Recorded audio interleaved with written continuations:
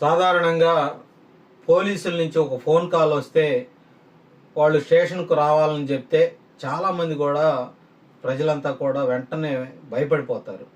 ఏమైందో, నన్ను ఎందుకు వాళ్ళు పిలిచారు, అరెస్ట్ చేస్తారేమో అనే భయం వాళ్ళలో వెంటాడుతుంది. అయితే చట్టం ప్రకారం ప్రతి పౌరుడికి కొన్ని స్పష్టమైనటువంటి హక్కులు అయితే ఉన్నాయి.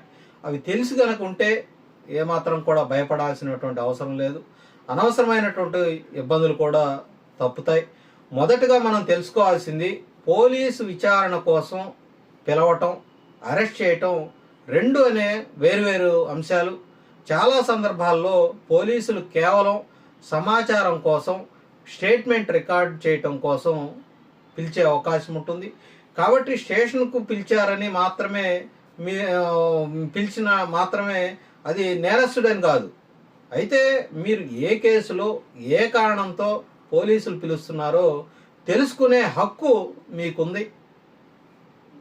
పోలీసులు రండి వచ్చాక చెబుతాం అని చెప్పినప్పటికీ కనీసం ఆ విషయం మీద ఎందుకు పిలుస్తున్నారో వాళ్ళని అడిగి తెలుసుకోవాల్సినటువంటి బాధ్యత కూడా మీదే. అరెస్ట్ చేసే పరిస్థితి కనుక వస్తే చట్టం ప్రకారం పోలీసులు మీకు అరెస్టు కారణం స్పష్టంగా చెప్పాలి. అలాగే మీ కుటుంబ సభ్యుడు లేదంటే స్నేహితుడికి సమాచారం ఇవ్వటానికి కూడా ప్రత్యేకమైన హక్కు ఉంది. మీరు లాయర్ను సంప్రదించే హక్కు కూడా కలిగి ఉంటారు.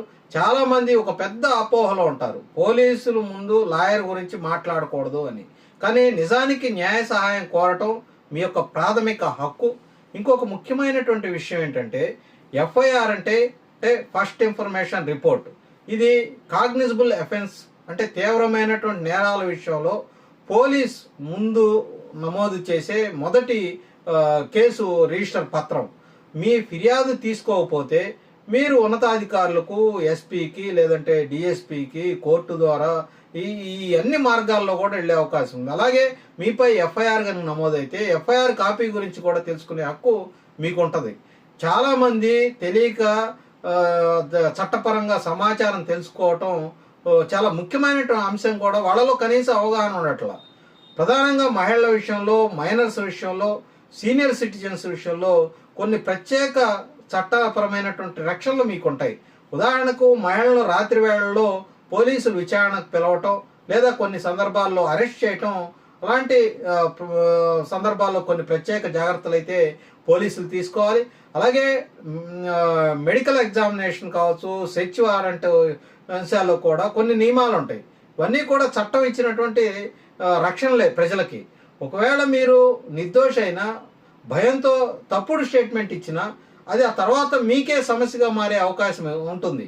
అందుకే పోలీసు ముందు మాట్లాడేటప్పుడు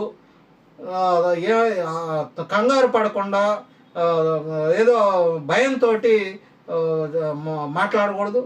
ఉన్న విషయాలు సూటిగా వాళ్ళ ముందు చెప్పాలి. ఏదో అప్పటికప్పుడు బయటపడాలని ఏదో ఒకటి పోలీసులకు చెప్పేసి ఇవన్నీ దానివల్ల ఏంటంటే రాబోయే కాలంలో కొత్త సమస్యలు ఎదురయ్యే అవకాశం అయితే ఉంటుంది.